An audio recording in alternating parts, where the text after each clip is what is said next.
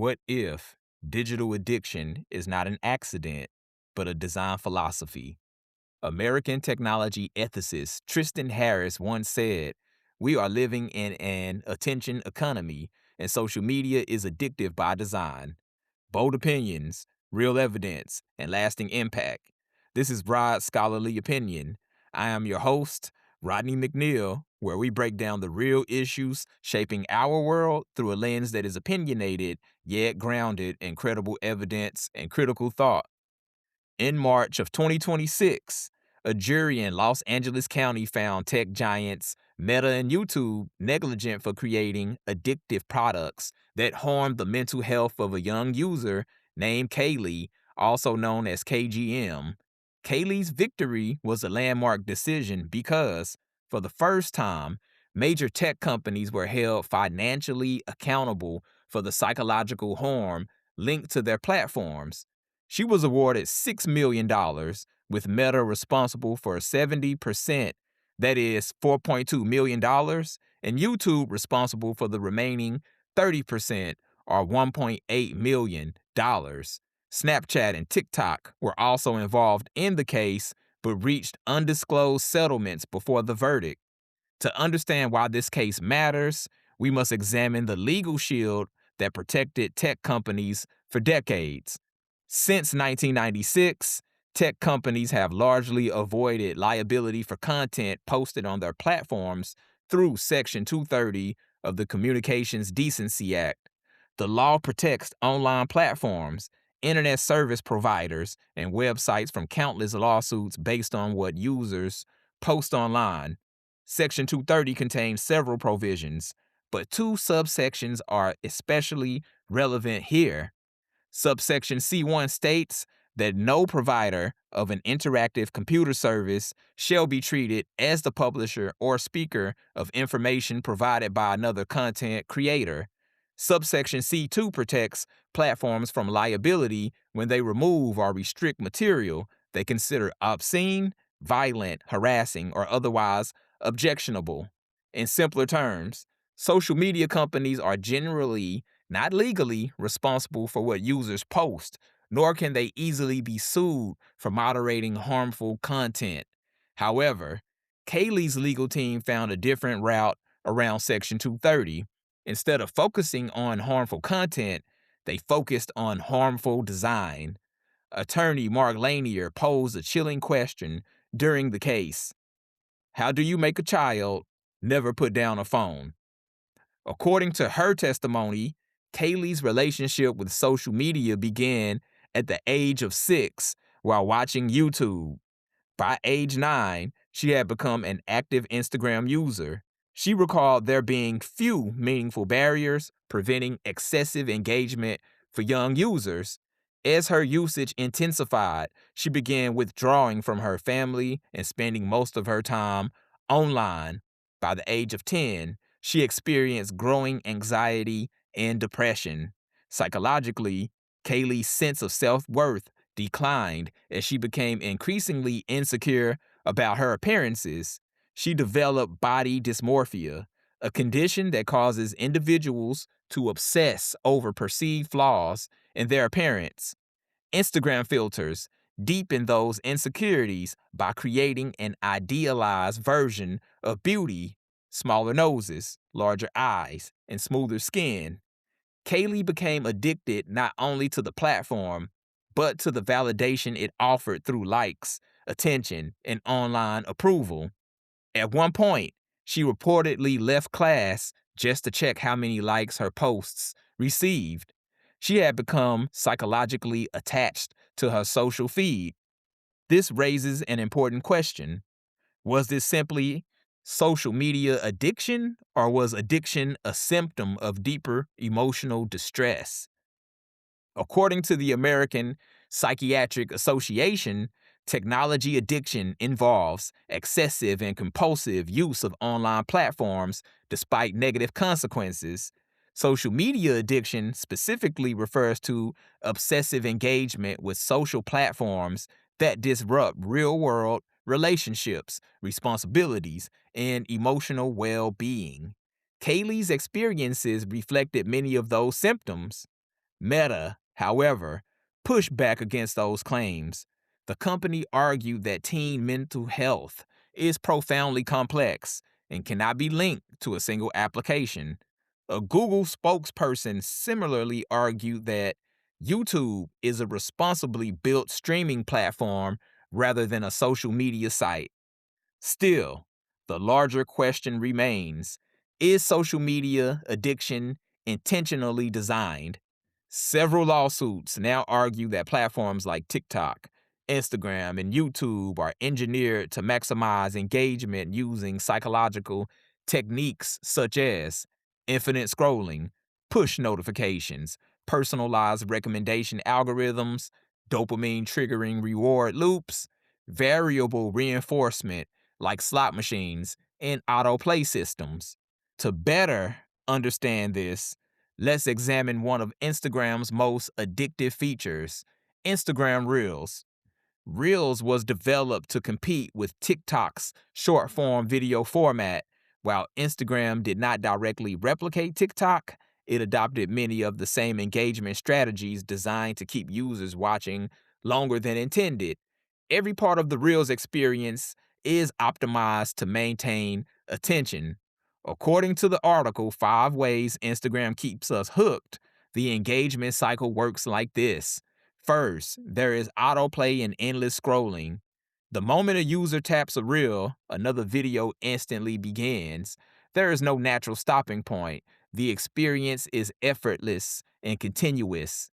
Second, the first few seconds are critical. Instagram prioritizes videos that immediately capture attention because the algorithm rewards content that keeps users watching. Third, Reels delivers instant gratification. In less than 30 seconds, users may experience humor, surprise, inspiration, or emotional stimulation. These short bursts of reward trigger dopamine responses in the brain. Fourth, Reels receives algorithmic promotion across the platform. The more exposure a reel gets, the more advertisements users consume, generating greater revenue for the company. Finally, the algorithm personalizes the experience. The more users interact with content, the more the system learns their preferences and fills their feed with increasingly tailored videos. The modern feed never asks if you want to continue, it assumes you will. Concerns surrounding Meta intensified during the trial after an internal company email resurfaced after 10 years. The message stated, if we want to win big with teens, we must bring them in as tweens. Tweens are children between the ages of 9 and 12. Research presented during the case suggested that 11-year-olds were significantly more likely to repeatedly return to Instagram than competing platforms. By 2015, roughly 30% of American children between the ages of 10 and 12 were already using Instagram. This introduces an uncomfortable ethical question. Were these platforms simply encouraging connection, or were they strategically targeting psychologically vulnerable users? The American Academy of Pediatrics notes that adolescents are still developing impulse control, emotional regulation, boundary setting skills, and reward management. When children experience pleasurable activities, whether video games, candy, or social media, the brain naturally seeks to repeat those rewarding experiences. Some children develop stronger self control than others, but emotional regulation and healthy boundaries must still be taught and reinforced over time. Now consider the imbalance children face. These billion-dollar corporations employ psychologists, behavioral scientists, AI engineers, and engagement specialists whose sole purpose is to capture and retain human attention. A child's developing brain is not equipped to compete against sophisticated digital reward systems. Psychiatric and neuroscience research suggests that digital addiction in children is far more complex than simple lack of discipline. Young users are interacting with platforms intentionally designed to stimulate the brain's reward systems. When children receive likes, notifications, messages, or entertaining videos, the brain releases dopamine, a chemical associated with pleasure and reward. Over time, social media can condition children to repeatedly seek those rewards through compulsive checking and endless scrolling. Because adolescents are still developing impulse control and emotional regulation, they are especially vulnerable to these reinforcement systems. Research on technology addiction also shows similarities to substance dependency. Children may experience irritability when separated from devices, emotional reliance on online validation, difficulty managing screen time, and withdrawal like symptoms when disconnected. Many young users also turn to social media as a form of escapism to cope with stress, loneliness, insecurity, or boredom. Eventually, technology becomes both emotional comfort and psychological support. Children enjoying technology is not a concern. The concern is prolonged exposure to engineered reward systems. During critical stages of brain development, these systems can shape behavior, attention spans, emotional maturity, and social habits. Technology once extended human capability. Today, it competes for human attention. So, should tech companies be legally responsible for addictive design, or should users take responsibility for their own behavior online? Personally, I believe users still possess agency and responsibility over their well being. However, it would be dishonest to ignore the level of research and engineering that modern tech companies use to influence user behavior. As someone who actively uses social media, I notice the cues designed to keep me engaged. If I watch several videos about chocolate chip cookies, my feed suddenly becomes saturated with cookie content. This is not a coincidence.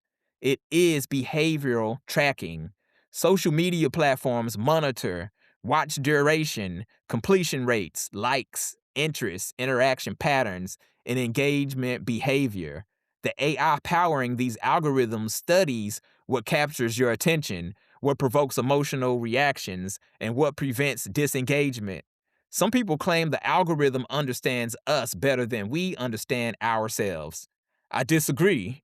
The algorithm is not intelligent in a human sense. It is optimized to hold your attention. The real challenge is recognizing when you are being manipulated into continuing the cycle. As users, we still carry responsibility. Adults must establish boundaries not only for themselves, but also for their children. Children often mirror the habits they observe at home. If social media commands our attention, it will likely command theirs as well. Adults, we are the examples our children look to. No one forces us to open these apps. Instant entertainment is a convenience many people choose over discipline. At the same time, modern parenting now includes competing against algorithms manufactured by some of the most powerful corporations on earth. It is still healthy to limit screen time and encourage balance.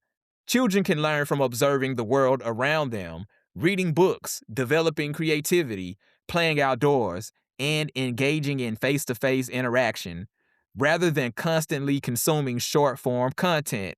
Yes, it may be easier to hand a child a phone while handling responsibilities, but extended time away from social media can strengthen visual motor development and social skills. Even when parents make responsible decisions, tech companies continue refining advanced recommendation systems designed to maximize engagement. Families are not simply using technology. In many ways, they are competing against it. We are training these systems with our clicks, interests, and attention, while those same systems gradually train us in return. Attention has become currency, and social media platforms profit from boosting it. Addiction, whether adults or children, is financially valuable because more engagement generates more advertisements, more data collection, and more revenue. For this reason, parents should never place full responsibility for their children's well being in the hands of corporations. To these companies, Users are ultimately metrics, numbers that drive engagement and profit. Protect your children's most valuable assets, their attention and mind, because the greatest battle of the digital age may not be over information, but over attention. What do you think? Are users more responsible for their health, or should big tech be held accountable for addictive design? This has been another episode of Rod's Scholarly Opinion, where we challenge perspectives, demand evidence, and speak on what truly matters. I am Rodney McNeil. Stay informed, stay critical, and I'll catch you on the next episode.